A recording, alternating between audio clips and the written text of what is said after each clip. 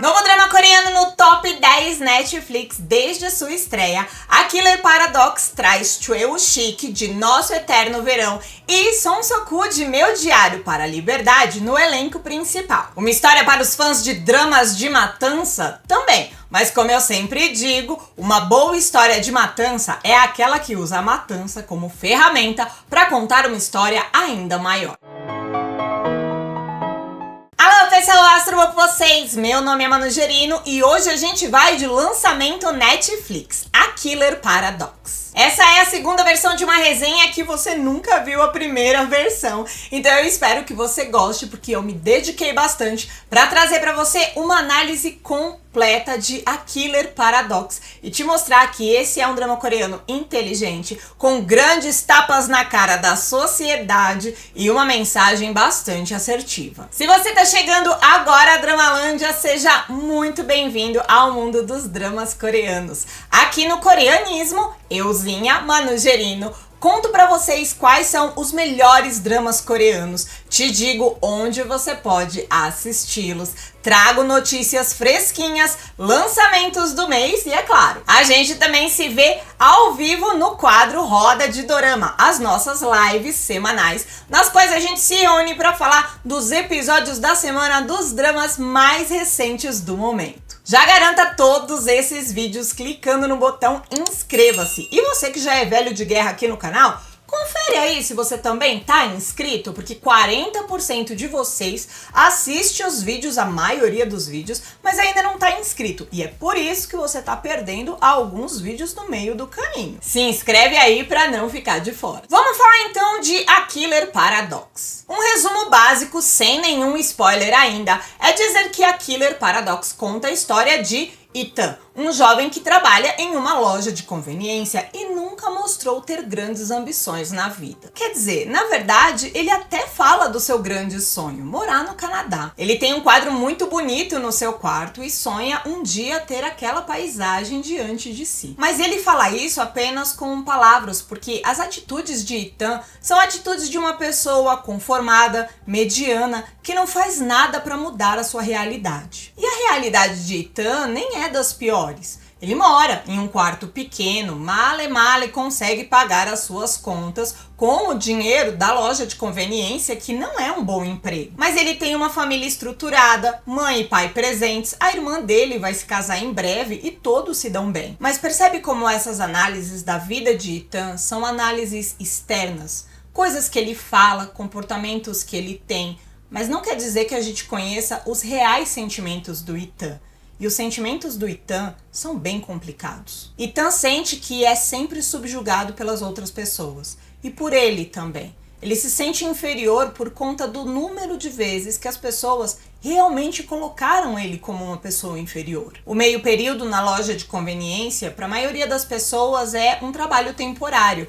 Mas todo mundo ao redor do Ethan age como se aquele fosse o único trabalho que ele fosse conseguir o resto da vida, porque ele só tem capacidade para aquilo. Todas as violências que ele sofreu na época da escola e que ele só engoliu porque ele achava que não tinha como revidar, não tinha para quem pedir ajuda. De tanto a vida lhe dizer que ele era um perdedor, ele acreditou. Um dia, entretanto, tudo muda. E olha que começou como um dia comum e normal. Um cliente folgado entra na loja, o humilha, faz todo um circo e ele tem que ficar quieto porque o cliente tem sempre razão. O amigo do cliente bêbado entra lá, pede desculpas e leva o bêbado pra fora. Nada novo sob o sol, algo que ele vê dia após dia. Mas aquele dia, ao voltar para casa, Ethan percebe em uma daquelas ruas que ele cruza o bêbado jogado no chão, agonizando. Mais pra frente, o amigo do bêbado tá andando. E o Ethan o chama, diz que viu seu amigo morrendo na rua de trás e que ele precisa de ajuda. Daí em diante, Ethan não entende mais nada. Aquele homem que parecia tão gentil, tão preocupado com seu amigo, agora está completamente frio diante da notícia de seu sofrimento. E mais, começa a espancar Ethan violentamente. Por ter ido falar com ele, por ter visto o homem agonizando, por estar ali como testemunha de que aqueles dois homens estavam juntos instantes antes. Claramente, o homem havia matado o amigo e agora mataria Ethan para não deixar rastros. Enquanto ele é espancado, enquanto ele percebe que talvez morra dali em instantes, uma chave vira na cabeça de Ethan. Ele está em seu quarto, olhando para a parede, e vai pendurar o quadro da paisagem de seus sonhos. Ele pega um prego, mira o martelo e depois da primeira batida, sangue jorra no seu rosto. Ele não está mais no seu quarto. Ele está novamente na rua e o homem que o espancava agora está estirado no chão, com a cabeça sangrando. Antes, Ethan não conseguia nem fazer força para pregar um prego na parede. Antes, Ethan nunca havia revidado a nenhuma violência, grande ou pequena. E agora, ele havia matado um homem. É claro que a culpa corrói o Ethan. É claro que ele sabe que fez algo horrível. Ele é dominado pelo medo. Medo de ser descoberto, de ser preso, de destruir a sua família. E medo também ao perceber que ele era uma boa pessoa. E agora ele era um assassino. E o Ethan não acha que tá tudo bem. Ele não entende aquilo como legítima defesa. Ele se vê sujo, desesperado, sem saber o que fazer. Até que ele descobre quem é aquele homem que ele matou. Um serial killer, procurado há muito tempo. Finalmente aquele homem teve seu fim, todos diziam. Finalmente ele nunca mais fará uma vítima, todos diziam. E Ethan só conseguiu pensar em todas as vezes que aquele homem apareceu em seus sonhos, lhe atormentando, dizendo que Ethan era um grande monstro por lhe matar. Ethan deixou de sentir culpa e começou a sentir ódio. Ódio que um homem horrível como aquele o tivesse tragado para esse problema. Ódio por ter se sentido mal por aquele homem que agora se mostrava um grande agressor, um canalha da pior espécie. Talvez Ethan não tivesse feito nada demais. Era um monstro e Ethan salvou pessoas se livrando dele. Além disso, de alguma forma, a polícia entendeu que o assassino do homem havia sido o seu amigo, que também tinha morrido. Sim, a polícia entendeu que aqueles dois homens brigaram, se feriram mortalmente. Um morreu em uma rua e o outro morreu logo depois na rua do lado enquanto tentava fugir. Será que o universo estava conspirando a seu favor? Será que Ethan viveu todos aqueles anos sem nenhum propósito de vida? Porque na verdade a sua vida deveria ser aquela: limpar os maus elementos deste mundo. Mas como eu disse antes, esse drama não é simples assim. Os spoilers começam agora, mas para quem não gosta de spoiler, é só pular para essa minutagem que tá aqui na tela, que você vai pro ponto do vídeo, onde você continua sem ouvir spoiler nenhum. Quem gosta de spoiler ou já assistiu A Killer Paradox, bora se aprofundar um pouco mais nessa trama. A Killer Paradox, o paradoxo do assassino. O que é um paradoxo? É uma ideia que contradiz a lógica daquela própria ideia. Por exemplo, o paradoxo da tolerância. Para termos uma sociedade tolerante, a gente tem que tolerar tudo, exceto a intolerância. Devemos ser intolerantes com a intolerância para alcançar a tolerância. O paradoxo do assassino é o que acerca toda essa história e é apresentado em palavras pra gente pelo policial Janangan, quando ele nos fala sobre os dois estupradores que também causaram um suicídio e agora foram assassinados. Como os pais dos estupradores também eram agressores, indo ao funeral da garota dizer ao pai da garota que não denunciasse seus filhos por seus crimes. Mas agora eram eles que choravam pelo assassinato que seus filhos sofreram. O paradoxo do assassino diz que todo agressor pode ser uma vítima e toda vítima pode ser um agressor. As duas coisas não se justificam,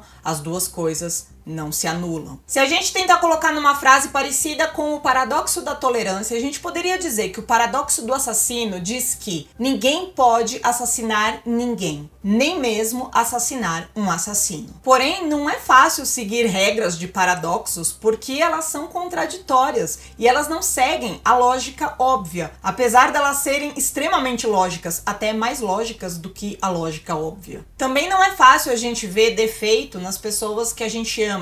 E não é fácil a gente ver que alguém que a gente odeia realmente sofreu uma injustiça. Não é fácil, mas é necessário. E é obrigatório se a gente realmente quer ter uma sociedade justa. A Killer Paradox nos coloca que o que gera tanta violência no mundo é a impunidade. E que a impunidade não acontece apenas quando a polícia não prende um bandido, ou quando um acusado que realmente cometeu um crime não é condenado no tribunal. A impunidade começa na vida de uma pessoa dentro de casa, dentro da escola, com as amizades. Quando seu filho comete uma violência contra outra pessoa e você o trata como um querubim, ao invés de impor limites e consequências, você está colaborando para a impunidade. Quando um aluno constantemente importuna um colega de escola e você que é professor não faz nada porque não vai dar em nada ou vai ser só problema com os pais daquela criança, você está colaborando com a impunidade. Quando o seu amigo lhe faz algo ruim e você resolve deixar pra lá e nem pontuar a questão, porque,